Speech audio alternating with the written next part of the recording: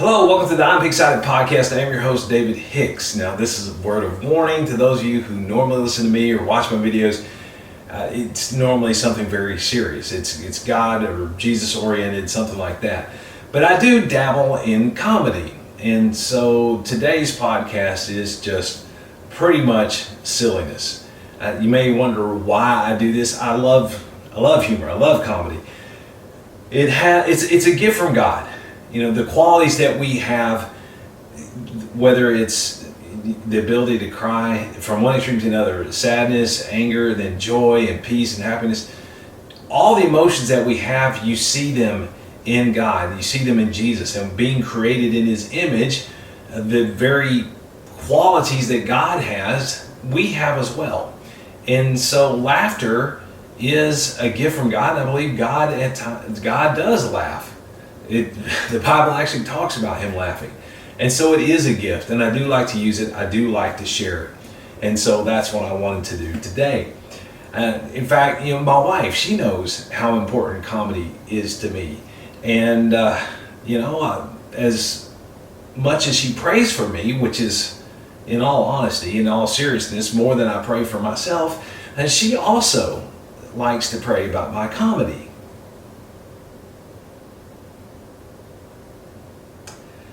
God, most men have a midlife crisis. I get that.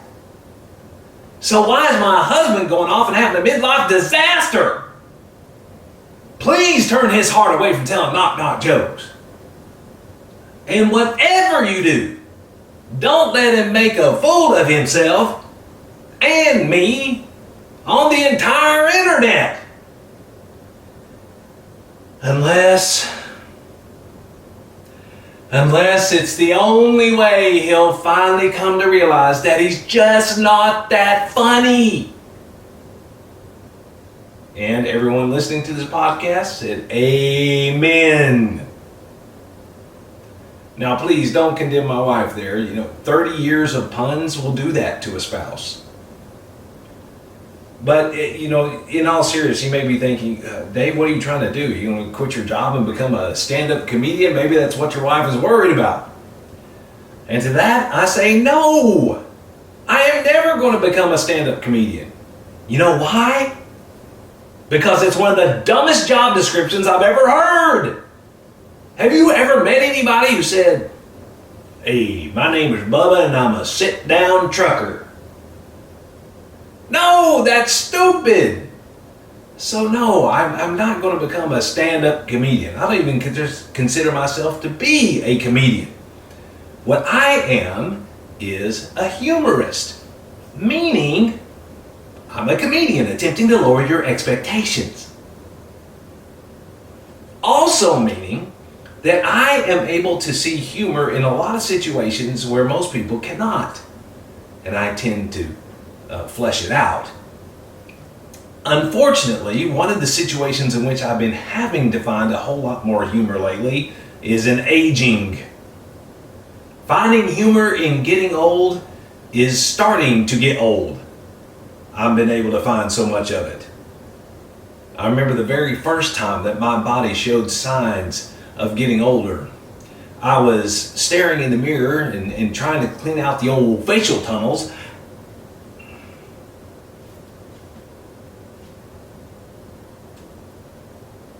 I'm sorry. I've come to realize that comedy is a whole lot like algebra sometimes. I bet you didn't think you'd hear that sentence today or at any point in your life. But yes, those students who are brilliant in math and they didn't need the teacher to say a word. They just got it. In fact, they could have taught the class. They could have taught the teacher.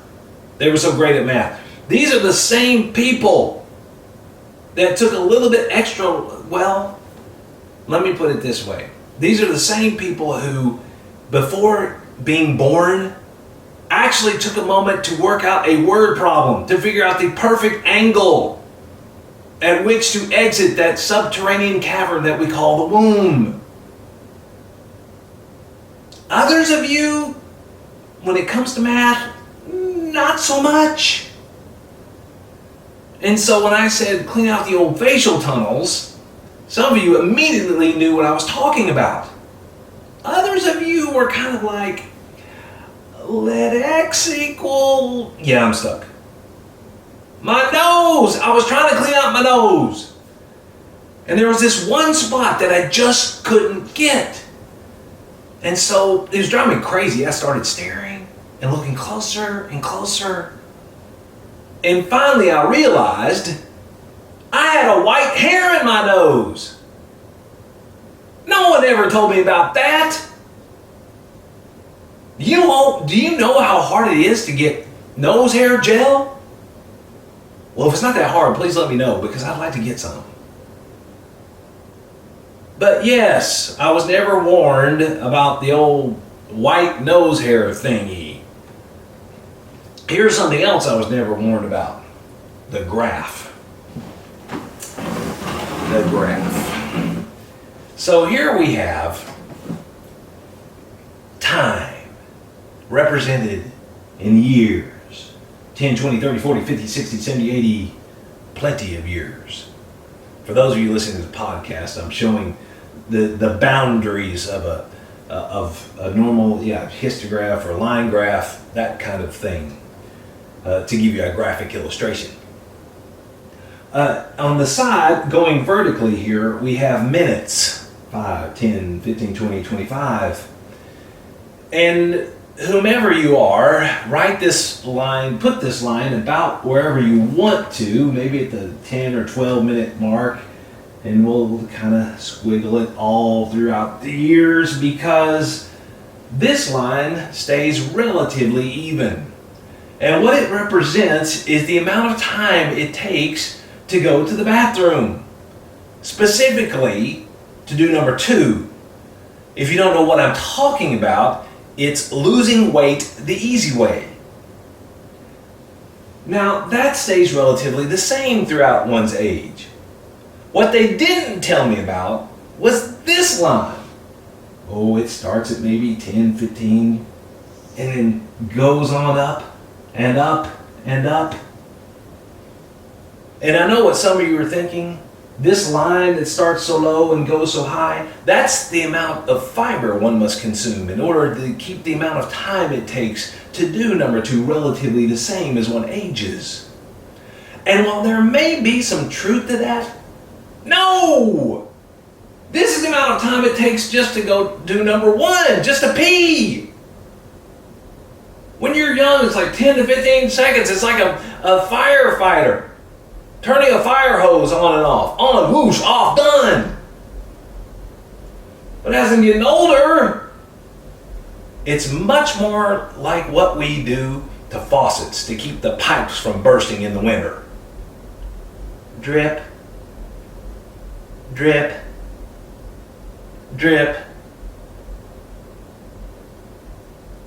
And so while that's incredibly frustrating, what's even more frustrating, going to the bathroom, forget standing up.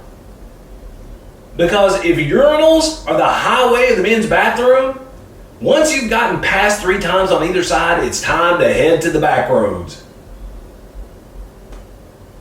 So yes, they did not warn me about the graph. When my parents were younger, I'd hear them talking about my crowning achievement in life. Well, now that I'm north of 50, I know what my crowning achievement is. My crowning achievement in life is my teeth. My teeth have more crowns than the Disney Princess Party. I remember the last time I went to the dentist to get a crown. Oh, like it was just 15 months ago. Got into the dental seat, walks in the assistant. And I must say that this was quite the educational experience. Very much so. Because, for one is, in the medical world, whether we're talking about doctors or dentists, the phrase, it's going to be okay, any phrase like this, it's going to be okay, you're not going to feel a thing. They're talking about their own bodies, not yours.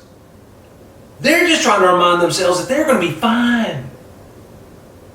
It's you, the poor sucker, a patient who's in big trouble. I also learned, thanks to the dental assistant here, that the phrase "you might feel something" in the world of dentistry is a medical euphemism for sharp stabbing sensation upon which I will push as hard as I can in order to maximize your pain.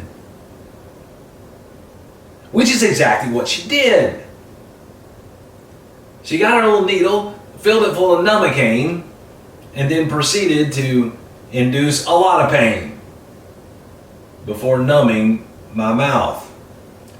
So the medicine takes its course, it runs its place. I'm all numbed up. Here comes the dentist. Walks in, sits down. She's on my one side, she's on my right side, assistant on my left, grabs the drill, sharp little pointy drill, and proceeds to go at my teeth like an oil tycoon searching for the next mother lode.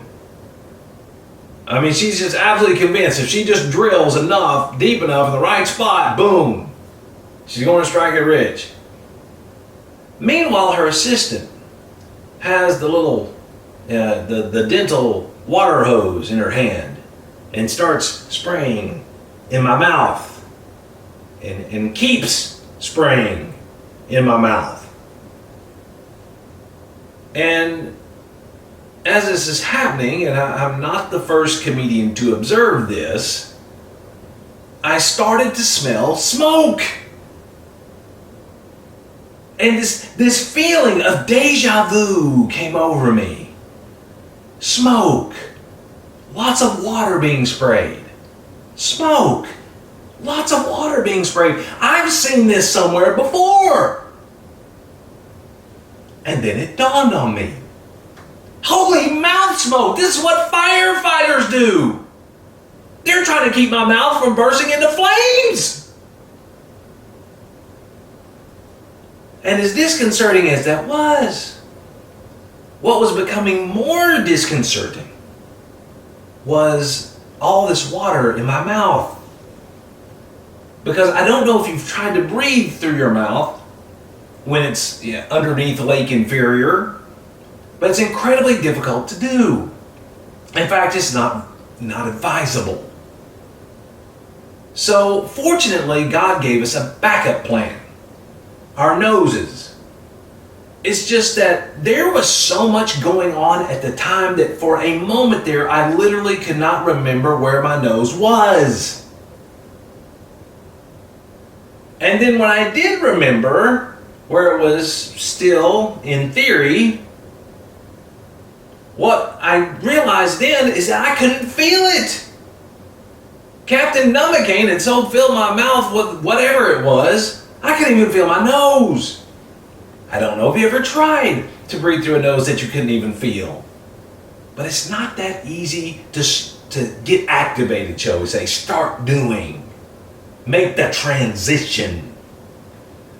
But fortunately, considering the fact that I was almost about to drown, my body found a way.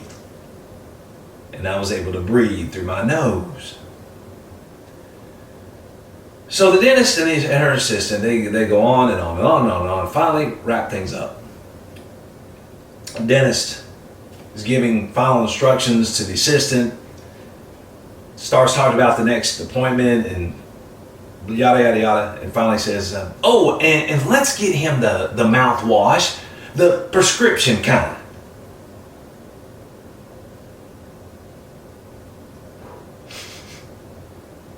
Hurtful? I found that to be rather offensive.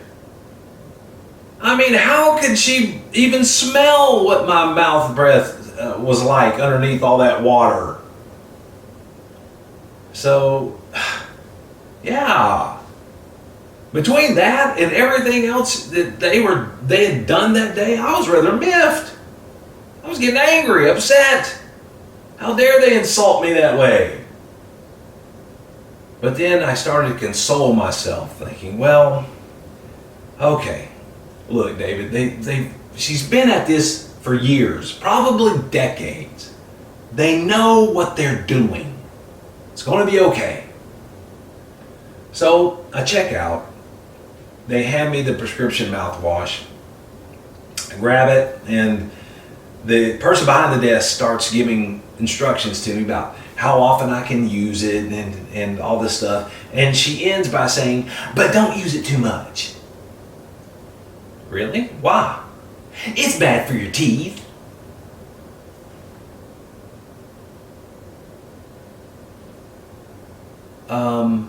Thanks. So yes, you can rest assured they know what they're doing.